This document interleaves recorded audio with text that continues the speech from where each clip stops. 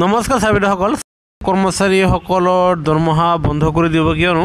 15 আগষ্ট সময়সীমা বান্ধি দিছে আৰু য'ত ফিন আছামত আপোনালোকৰ তথ্যসমূহ আপলোড কৰিব দিছে আৰু যদি সেয়া বিভাগীয় কৰ্তৃপক্ষই যদি আপলোড নকৰে, ধৰক আপোনালোকে জমা দিছে ঠিকে, কিন্তু বিভাগীয় কৰ্তৃপক্ষই নাইবা DDO সেয়া আপলোড কৰা নাই, তেনেহ'লে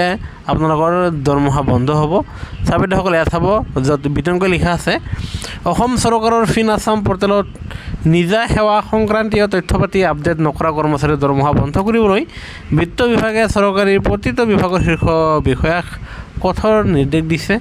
আৰু এই সন্দৰ্ভত বিত্ত বিভাগৰ আয়ুক্ত সচিব জয়ন্ত নাৰ্লিকাৰে প্ৰতিটো বিভাগৰ আয়ুক্ত সচিবলৈ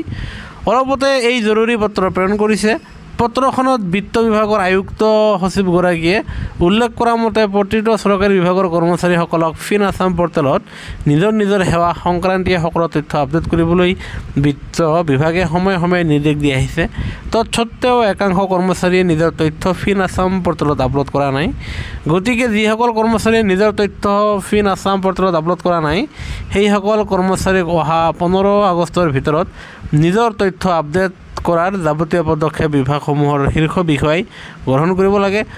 অন্যথা যদিহে আপোনালোকৰ তথ্য আপডেট